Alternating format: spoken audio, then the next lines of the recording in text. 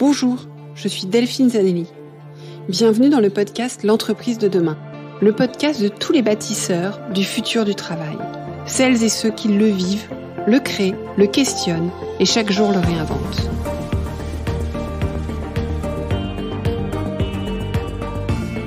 Une entreprise plus vertueuse et soucieuse de son impact social pour une société meilleure.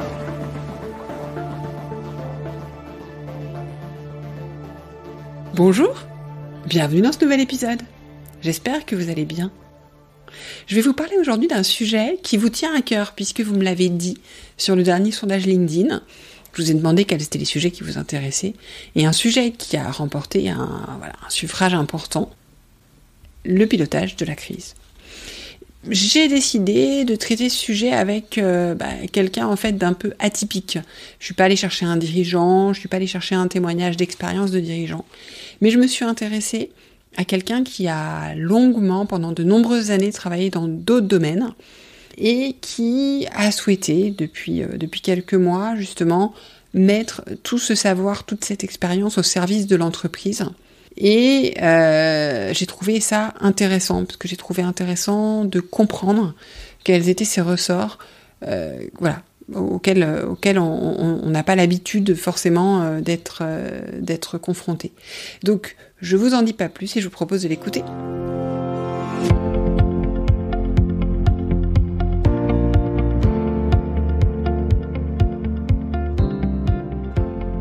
Bonjour Mathieu. Bonjour Delphine. Merci d'être avec moi aujourd'hui au micro du podcast. Merci à toi. Mathieu, j'avais envie de te faire venir pour que tu nous parles un petit peu de ton expérience de pilotage de la crise. Dans une récente étude, on voyait que 95% des dirigeants, et je crois que ça se comprend, j'ai fait aussi un petit quiz sur LinkedIn et j'ai vu que ça ressortait comme un sujet important, avaient à cœur de savoir comment mieux piloter la crise. Bon, en même temps, vu ce qu'on a traversé depuis ces 2 ans, c'est pas forcément une surprise. Mais avant d'aller plus loin, Mathieu, est-ce que tu pourrais, s'il te plaît, te présenter ? Alors, je m'appelle Mathieu Langlois, je suis médecin, je suis spécialisé en anesthésie et réanimation. Et j'ai un parcours assez atypique. J'ai toujours... ce qui m'a motivé dans ma pratique médicale, c'était vraiment le côté opérationnel, le terrain, que ce soit à l'hôpital, dans des services d'anesthésie ou de réanimation, ou en dehors de l'hôpital, donc chez les pompiers, au SAMU, et puis pendant 14 ans avec le RAID, donc l'unité d'intervention de la police nationale. Pendant ces 14 ans, j'ai vécu en particulier les années sombres des attentats entre 2012 et 2015, et puis même après. Et pendant ces années-là, j'étais le chef du groupe médical, responsable un petit peu de la coordination et de l'organisation des secours quand le RAID intervenait, en particulier comme lors de l'attaque du Bataclan. Alors, j'ai connu, dans les groupes dans lesquels j'ai travaillé, beaucoup de plans de continuité d'activité qui étaient montés pour piloter les crises. C'est vrai que c'est des plans sur lesquels on travaillait plutôt du côté des process. Quand j'ai discuté avec toi, j'ai découvert que toi, tu t'intéressais, enfin en tout cas dans votre métier et l'analyse que tu en fais, t'intéressais beaucoup aux ressources. L'autre chose qui m'a frappée aussi, c'est qu'en échangeant avec toi, je me suis aperçue, contrairement à ce que j'aurais pu imaginer, de manière un peu idiote, c'est que au sein du RAID notamment, vous aviez un fonctionnement managérial, si je puis l'appeler comme ça, assez en avance, puisque vraiment basé sur la confiance, l'autonomie. Alors, est-ce que tu peux nous expliquer un petit peu ce que c'est qu'un plan de continuité par ressources, et puis voilà, comment est-ce que vous faites, quels sont les principes qui vous guident dans vos interventions ? Je vais essayer de répondre simplement, c'est-à-dire que ça, je l'ai découvert en passant d'une activité purement médical secours à mon activité de médecin au RAID. Il faut les process. Je suis anesthésiste réanimateur, donc les process je connais. Et j'ai compris ce que ça voulait dire de travailler dans l'incertitude en arrivant au RAID, parce qu'on est La plupart du temps, on intervient par exemple sur des prises d'otages familiales où il y a derrière une porte un père de famille qui retient en otage sa femme et ses enfants. Alors on a des moyens d'avoir de l'information, mais réellement on va vers l'incertitude. Et donc les process qui nous rassurent pour tous, on aime bien avoir tout un tas de process ou de plans. Voilà, j'ai vu qu'à la vitesse où se déroulaient les interventions et entre guillemets, le risque humain sur lequel on allait intervenir nous permettait pas de faire confiance uniquement à des process ou à de la technique, mais qu'il fallait faire confiance à celui qui était juste derrière la porte, qui allait rentrer le premier. Il faut bien comprendre qu'il y a souvent un chef d'équipe qui est souvent un peu plus loin dans le groupe qui va pénétrer. Et quand il y a un top intervention qui est donné, c'est ceux qui ont le temps de réagir et le temps de comprendre la situation, c'est souvent le premier, voire le deuxième. C'est pas le chef d'équipe. Et imaginez que l'information doit remonter pour être validée, puis redescendre en fonction des choix et des décisions qui auront été prises, c'est impossible. Et donc il faut quand tu parles d'autonomie et de confiance, il faut imaginer qu'à ce moment-là, on décide de rentrer, on est face à un individu armé, il y a des enfants, ça va très très très très vite, il y a beaucoup de travail, mais il y a surtout l'obligation pour le premier, pour le deuxième, en une fraction de seconde, d'avoir du discernement, d'être capable d'innover, de prendre de la décision, donc d'être autonome, tout en ayant tout le collectif derrière qui lui assure de la confiance, qui va suivre ses décisions, quitte à se réorganiser plus tard. C'est pas forcément celui qui va entrer en premier ne restera pas le leader pendant peut-être toute l'intervention. Ça, je l'ai déjà vécu par exemple sur l'assaut Mera à plusieurs reprises. Ça a changé parce que la situation changeait et donc ça demande. Donc ça veut dire que sur Mera, il n'y a pas eu un leader, il y a eu plusieurs leaders selon la situation. Mais c'est comme tu m'as demandé tout à l'heure pour le Bataclan. J'ai été un des leaders, j'ai pas été le leader. J'étais un des leaders. Voilà, le chef, lui, il fixe les objectifs et après, chaque cellule travaille de manière assez autonome, avec beaucoup d'agilité et d'initiative. D'accord. Donc du coup, votre principe de fonctionnement, c'est l'autonomie, c'est la confiance. C'est beaucoup de ce qu'il faut bien dire, c'est que ça demande beaucoup de préparation et de bien se connaître tous. Le travail le plus important, qui est invisible, c'est ce lien de confiance qui va naître de l'exigence de la préparation. Oui, parce qu'effectivement, ça mixe effectivement cette confiance, cette autonomie, mais ça va avec une très forte exigence. Par exemple, j'ai travaillé avec des chercheurs de l'ESSEC qui sont venus voir et qui étaient surpris justement au-delà de l'exigence collective, il y a une exigence individuelle, c'est-à-dire que il y a une vraie maturité au raid, là je le montre, et les cernes et les rides aussi, mais c'est presque le prix à payer, c'est-à-dire que c'est des grands garçons qui n'ont pas besoin, on est des grands garçons. Et des grandes filles. Et quelques grandes filles, évidemment, mais qu'on n'a pas besoin. Moi je vois pour les médecins, en tant que chef, c'est super facile d'être un chef dans ce milieu-là. À partir du moment où vous fixez le cadre global, que vous montrez, et par votre implication personnelle aussi, où vous mettez le niveau d'exigence, après, s'ils ont été bien recrutés, bien sélectionnés, que c'est donc les bonnes personnes, ils vont s'imposer à eux-mêmes l'exigence individuelle qui mettront au profit de l'exigence collective. Mais c'est important qu'on insiste là-dessus parce que je pense que tu ne parles pas d'exigence au sens faire des heures, au sens faire du chiffre. C'est plus de l'exigence par rapport à sa propre attitude par rapport au collectif, parce que ce qui compte en fait dans vos interventions. Mais elle n'est pas. S'il faut faire, tu as dit, s'il faut faire beaucoup d'heures parce que sur un thème, on n'est pas. On sent que. Je me souviens très bien d'une médecin, donc une femme médecin que j'avais recrutée, qui à travers 2-3 exercices avait vu qu'il y avait 2-3 points sur lesquels il fallait qu'elle bosse. Alors là, j'avais même pas besoin de contrôler ses heures. Alors, au contraire, il fallait peut-être que je la freine pour lui dire stop, c'est bon, respire et puis ça va venir.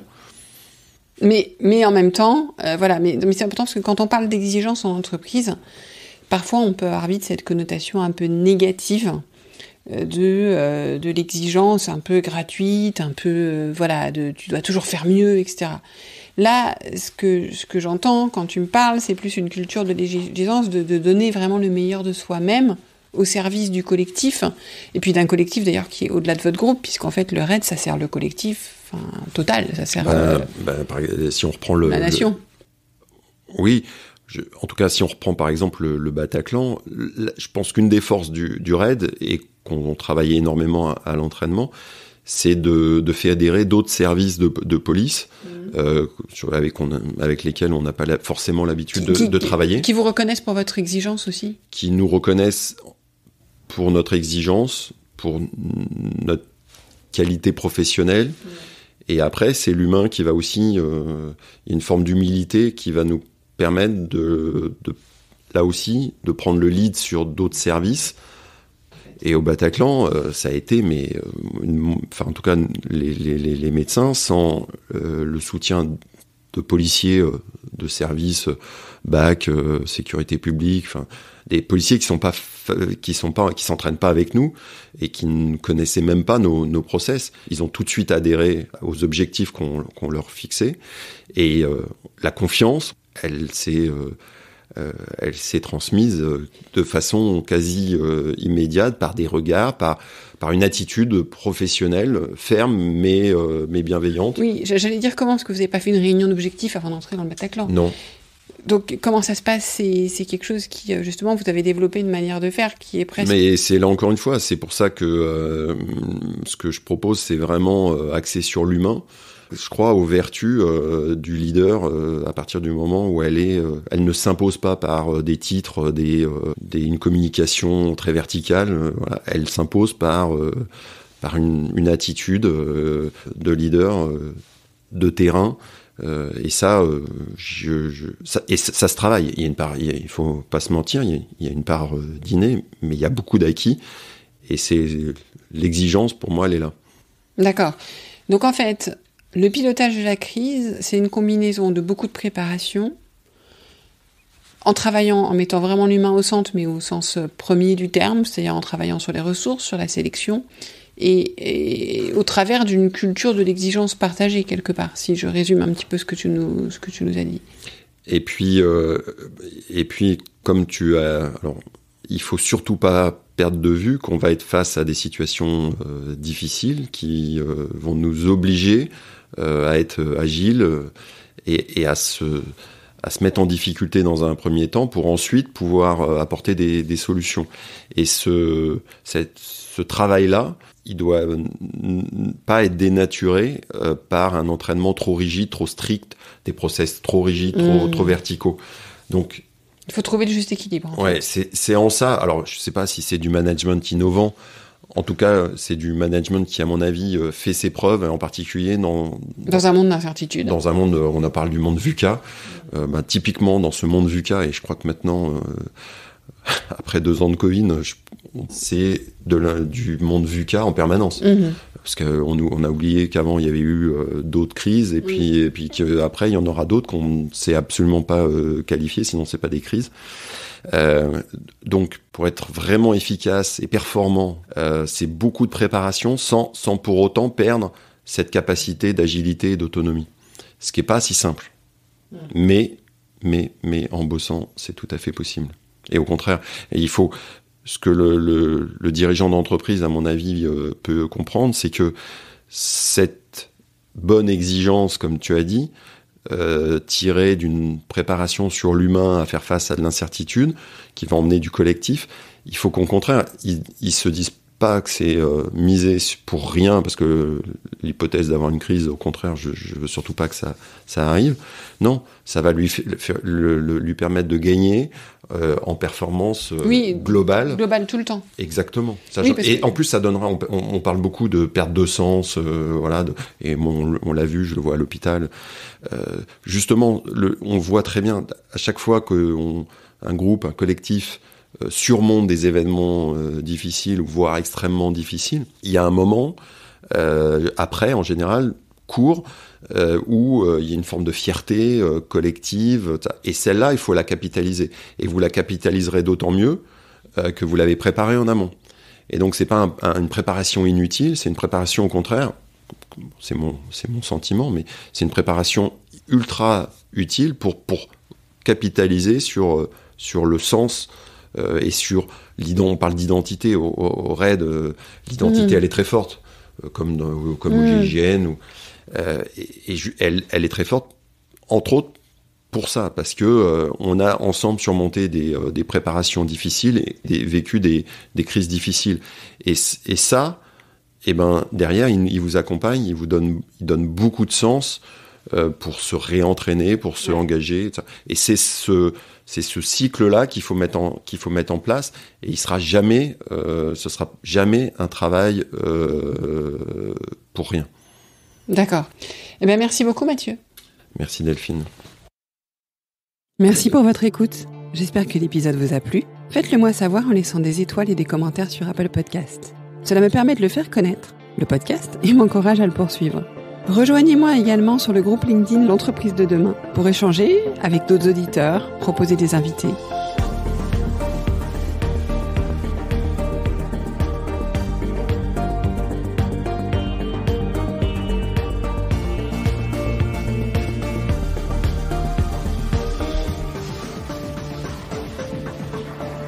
Je vous donne rendez-vous jeudi prochain pour un nouvel épisode. Cette série est produite par Delphine Zanelli et Ose Masterclass. Réalisation sonore Cyril Carillon et au micro Delphine Zanelli.